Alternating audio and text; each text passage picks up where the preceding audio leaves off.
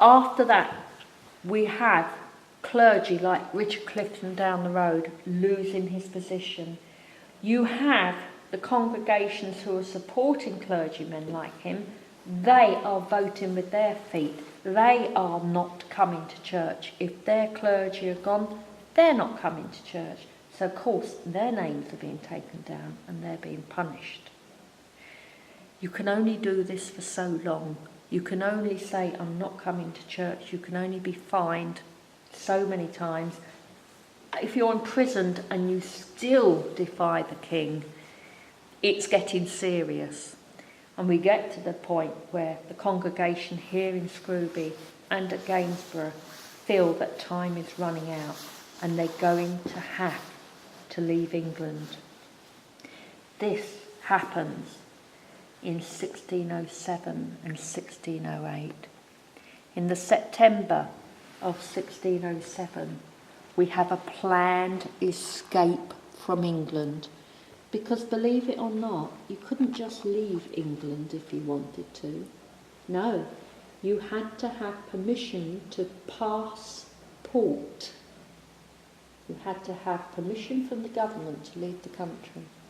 And if you were a dissident, you weren't going to get permission. And so we have our congregation planning to escape England. And what they do is they leave here.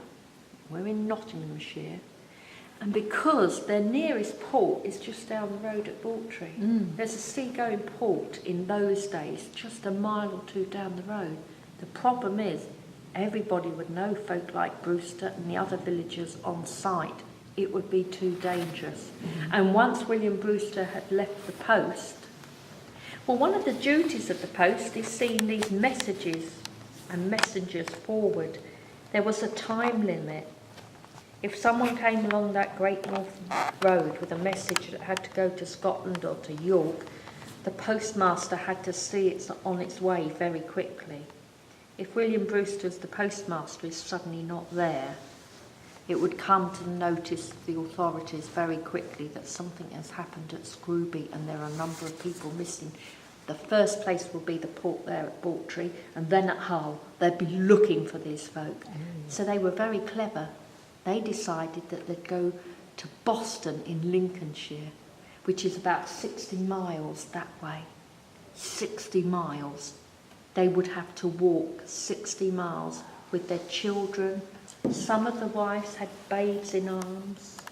Can you imagine? You couldn't stop at a town each night because the searchers were after you. You would have to spend, and it would take 60 miles, at least a week to walk that far. 10 miles a day would be good going with children and all your belongings, maybe a little less. You couldn't stop in a town because you might be reported. You'd have to camp out in the cold, and it's September, and back then we were going through a little ice age, so it was a lot colder, the climate, than it is now. You're camping out in the rough. You can't even light a fire because someone might see it, and you don't know if the searchers are nearby looking for you. It must have been awful. It's the women I feel sorry for. Can you imagine trying to care for those children? You know, and you've got babies. How do you feed them? You can't even change a diaper, you know, a cloth, because you can't wash it out because you're on the run. But they get to Boston, and just outside Boston.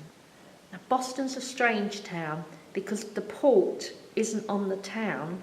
We have what we call a wash. It's an enormous sort of bay, and then there's the haven, which is a river, and then you have the town of Boston and the port. So they met the seaward side of the town, and the piece of land that they met on at a place called Fishtoft is absolutely barren. It's just flat. There's no trees. Well, there are a few, but they're all bent over from the wind. It's really inhospitable. So you can imagine the women trying to camp there while the men go into Boston and try to bribe a ship's captain to take them to Holland. That's dangerous enough. That's what the men do. They go into town and they arrange for a ship to pick them up. The ship doesn't come, So you can imagine how worried the women are getting. In fact, it doesn't come until way past. They'd given up hope it was going to turn up.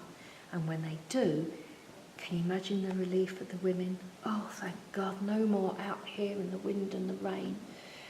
At last, we can be on our way to Holland. The children are going to be safe. We'll have some respite. But no sooner did they get on the ship than those rotten sailors get the women and push them to one side and the men to the other, and they start to accost them. They take the outer clothing of the men, all their coats, because they're valuable. They strip all the valuables of them. They take their belongings. They even rifle through the women's garments looking for money in their pockets. And pockets were like they were like pockets, but not sewn into your clothes. They were like little pouches on a string around your waist, under your skirts. And women didn't have underwear in those days. So imagine how humiliating it was to have these rough sailors searching you for money and belongings.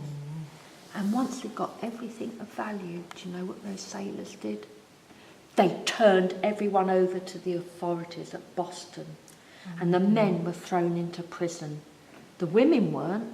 The women and the children were thrown onto the street because women had no social standing. Women were just chattels. They belonged to their husbands. They had no mind of their own, so they were worthless. They weren't in prison. They were just thrown on the street to fend for themselves. And the men were in prison, we think, probably for around 6 weeks. Imagine the women. Their men are in that prison. Not only haven't they got food for the children, they're wondering if they're ever going to see their husbands again. When am I going to see them? Is it when they're going to be led off for execution? What's going to happen to us? It must have been so awful. Anyway, eventually the townspeople, they're quite sympathetic. There's a lot of people in that area with Puritan feelings. They're not going to go as far as be separatists, but they have a lot of sympathy for these folk. And they want to help them, but they can't. The town's elders have to send to the Privy Council in London to find out what to do with these wrongdoers. But information is very hard coming back. It takes a long time. In the end, it's said that the ringleaders, which include William Brewster, Richard Clifton, they are put in to a cart and taken to the assizes at Lincoln. The assize court is the serious county court. That's where the worst crimes are tried. And usually, if you're sent to the assizes, you know, it's not good. It's usually execution. So the ringleaders are sent to Lincoln, to the assizes. And strangely enough, they're set free. They're set free. They're told more or less to go back from where you came from and hand yourself in. You know, we're not judging you, we'll set you free. You go back, not our area, you go back, hand yourself in. It happens that the sheriff of Lincoln at that time was a chap called Gervase Helwys. He had a brother, Thomas Helwys, and Thomas Helwys was a member of the congregation of separatists at Gainsborough Hall. In fact, he would go to Holland, but later come back to England and form the very first Baptist church in London. So, our separatists have help. Well, they don't come back and hand themselves in. What's the point of coming back here? The bishop would know, the searchers would know they're going to be arrested, so somehow they hide out for the winter. They've lost all their possessions, their money, but somehow, by the next spring, they're ready to try to make a second escape attempt. This time, they go to Hull, the men. They bribe a ship from Hull to take them to Holland, and meanwhile, the women are walking along the Lincolnshire side of this great river we call the Humber. It's a great river. You've got Hull one side. They were going to meet on the Lincolnshire side of the border near a place called Immingham, and then the Humber comes out and you've got the North Sea and then Holland. So it's only a short trip to Holland. the women have arrived at their rendezvous point on the Humber on a barge. And the Humber is tidal, so you get seasick, and they've got little children with them. They're seasick, and they ask the bargeman to put them into the mouth of the creek because it'll be sheltered, the water won't be so rough, and they can have a bit of break from the sickness. Meanwhile, the men have bribed a ship from Hull, and they are now coming around the Lincolnshire side along the Humber to meet the women. But the women have got there about a day early. Unfortunately, as the men start to near where the women are, the tide is wrong. And the mouth of this creek is all mud, and the barge is stuck in the creek. It can't get out. So they're going to have to wait for the tide to change. But the men who are along the coast can get onto the boat. And as the boat comes along, the men start to embark. So the first lot of men get onto the ship. But from the vantage point of being higher up on the ship, they suddenly are struck with horror because they can see the women caught in the barge, but further along they can see all the armed men coming with big billhooks, weapons, looming in on their women, about to arrest them. The ship's captain can also see this, and he knows that if those men can get to his ship, they will confiscate it and he will be in prison. To lose a ship as well, that would be terrible. So at that point he says, no. William Bradford writes, he shouts out an oath of his country. Sacramenti. Can't be a rude oath, or William Bradford wouldn't have written it down. So the Dutch captain takes off. He's only got half the men on board. There are still, the ringleaders are still ashore, because our separatists aren't like other Tudors. They like to see that the weakest go first and the strongest wait behind. So we've got some of the ringleaders here still ashore. They can see the women, but if they're caught, they're going to be arrested, game over. So they hide in the bushes. Nothing is actually going to happen to those women. They might be frightened, they might be manhandled a little bit as they're moved from place to place, but they're not in any real danger because they're only chattels. They're more of a nuisance to the authorities. The men are the prize, so they keep hidden and they help when they can. Meanwhile, the men on the ship, they have gone off down the Humber and they hit the North Sea, heading for Holland, when bang! The mother of all storms rises up, and they are blown all the way up to the coast of Norway.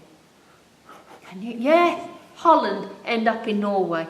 William Bradford writes, for days on end they didn't see the sun, the moon, the stars. That's because those separatist men were battened down below decks in the ship. If the weather was so bad, they are down below decks and they're thinking, oh no, this is awful. Surely we're going to drown. Oh, do you know what's worse than that? If all the sailors are down there with you, because the sailors couldn't control the ship, the storm was so bad that they're below decks as well, and they're saying things like, we're all doomed, we're going to die. You can imagine the thoughts of everyone, and the ship going, tossing around, and Bradford says you could even feel the water coming in, because these old ships would leak. You could feel the water running through your mouth because it was coming in. And just when they thought they were absolutely doomed, the storm was at its highest. They're rolling like anything. And suddenly they pray in earnest, Lord, even now thou canst save us. Even now thou canst save us. And the storm abated. The storm calmed down. They got control of the ship. And they managed at last to make their way to Amsterdam, where they were headed. But there were hundreds of other ships wrecked in that same storm. It must have been almost a hurricane, looking at the records from that time, and how this one ship, this little ship, survived when they really thought all was lost is a miracle in its own. Yeah, they said that it was the Lord. They were convinced the Lord had saved them. It was a sign. The Lord had saved them. So there in Amsterdam, they meet up with the Gainsborough congregation who've managed to get away.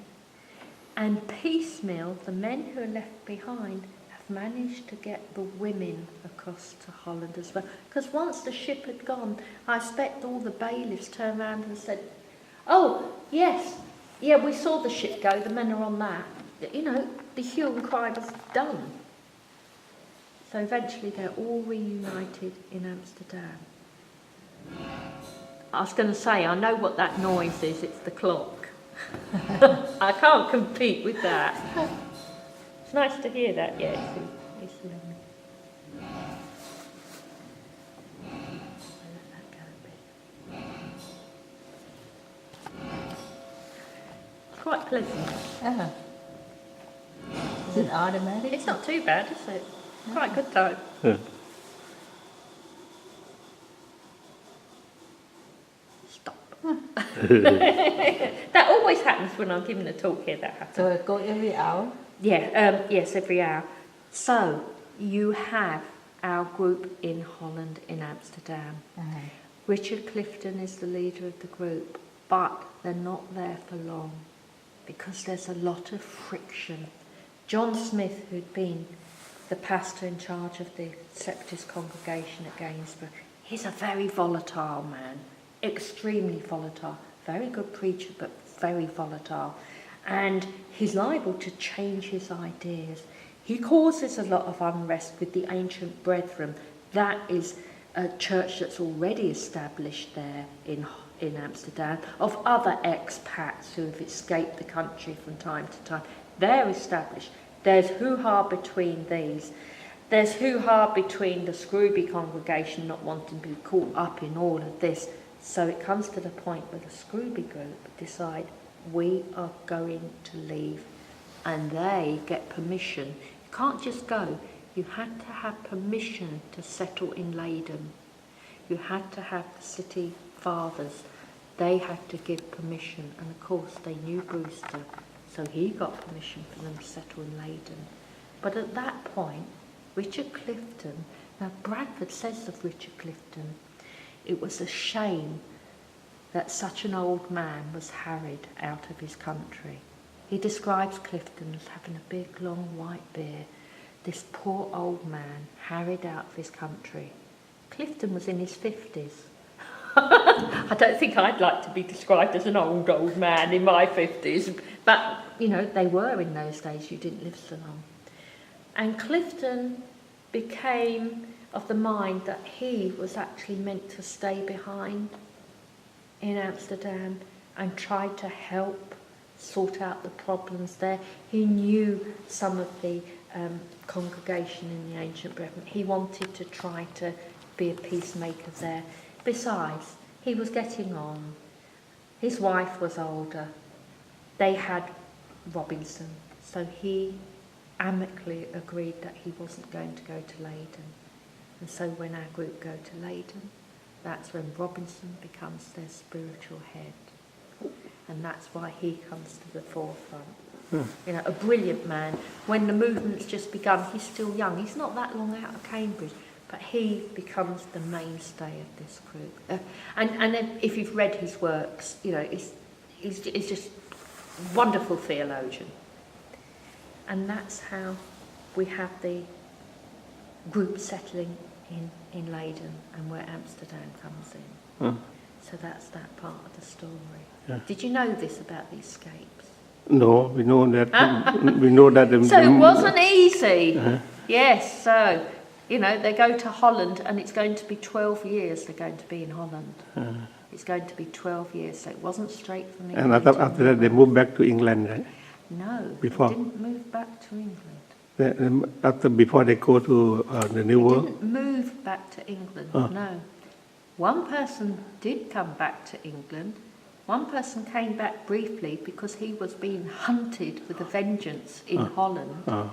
And he thought the best place to hide would be under the nose of the English authorities, and that was Brewster. So we know that Brewster moved back to London very briefly before our group go. So Brewster actually hides out in England. Because while he's in Leyden, he's getting a terrible reputation because he has his own print. And what he does is he prints quite legal documents for the university, because both he and Robinson are part of the university in Leyden, but he also prints up a lot of things for the university, but he also prints up some of the pamphlets that are coming back to England, being smuggled in, which attacks, you know, the church in England and saying why you should reform and all of this. And of course the king's not happy about that. And he does send agents over to Holland from time to try to capture Brewster, because he wants him silenced, he wants him brought back. And at the very end of his time in Holland, just before our group make for the New World, there is a particularly bad leaflet comes out, and it's all about the church in Scotland, which is another thorn for James. And this document this pamphlet is really stirring up bad feelings in Scotland against the king. So the king wants really to get Brewster for good. And the sad thing is, Brewster didn't print that at all, that leaflet. Someone borrowed his printing press. He didn't know that pamphlet was being printed, but of course they recognised a flaw in the print face, so they knew that it was his press. So he was the one being hunted for that. And he was very nearly caught, because he was in the university in Leyden when it was invaded by agents sent to arrest Brewster, and all the students started to shout "Sanctuary," because it was a law that nobody could judge anyone inside the university. It had its own autonomy, and they wanted to